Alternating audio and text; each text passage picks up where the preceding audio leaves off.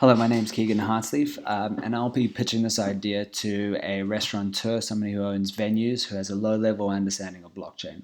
So what we really want to do is offer him a point-of-sale software that has integrated supply chain built on blockchain.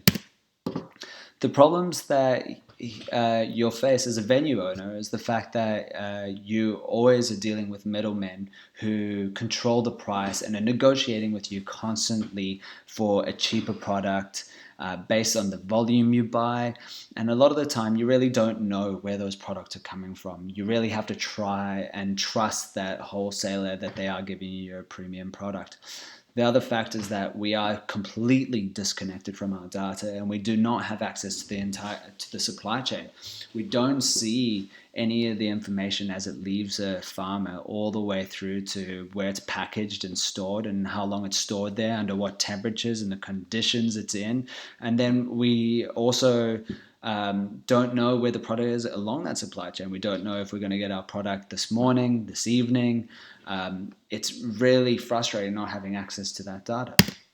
So I propose that we can remove a middleman, we can connect data, and at the same time, we can start reducing our costs because of that.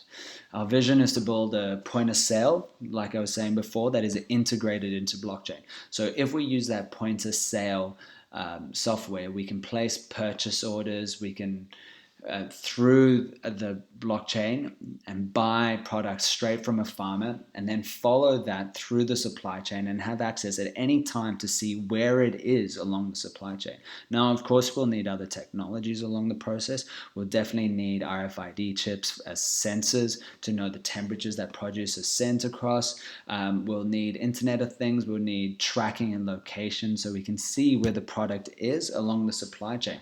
But by having that point of sale, and using the data we would regularly have on sales, inventory, we can really now then also automate the process to automatically start placing orders through the blockchain.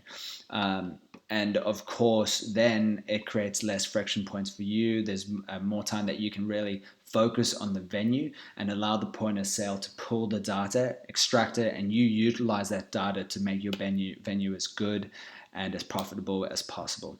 We also do create new revenue streams, possibly by the fact that we can now sell that data to social sites such as Timeout that might want to market your venue on the basis that you are using premium produce from a specific farmer and that the data is accurate that you're using. Or customers might want to see that when they buy that particular dish, that the produce that is on that plate is reputable and is being produced sustainably. So that kind of to my next point is our core values. We really are trying to create a sustainable future. And the way that we do that with blockchain is that the data that we receive along it is immutable, it's extremely secure, it's extremely transparent, and it's trackable. So you can have a look at where a product is in its lifespan and know what its history too. You can also put smart contracts in place that regulate the fact that when you buy a product, you want to make sure it comes from a specific sustainable area, that it meets certain conditions. And before the automation can place that purchase order, it has to meet those conditions. The other aspect is because we have access to the full data spectrum, you can really start looking at increasing efficiencies. You all of a sudden don't even need that middleman because you have created trust throughout the supply chain. The fact that it is immutable, the fact that the data, when it's inputted, can't be changed, starts to create trust. And you can really start pulling certain things that you don't need along that supply chain out that costs money, and you can make that supply chain as efficient as possible, meaning that you get a product that's cheaper, better quality, and you can make more revenue from it. The other aspect is that as a core value is that we do keep it a trusted ecosystem, that we are building it on a decentralized platform, but also at the same time, it needs to be permissioned.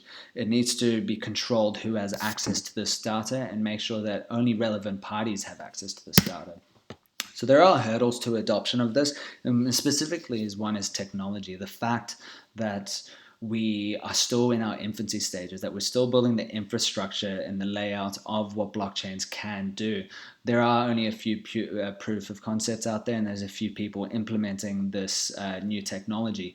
When we get this point of sale out, we will be one of the only ones that have a blockchain point of sale software that is specifically focused on the hospitality industry and dealing with supply chain, logistics, and farmers. The other aspect is that it's hard to get talent because the technology is in its infancy stage. There isn't really a stream of a lot of people in the industry. We're still teaching people how to use the technology. And the fact of that also is that because it is so new, a lot of partners don't know anything about this technology. And we really need to teach them and get the right people on board to start building our blockchain correctly and making it as efficient as possible for our industry.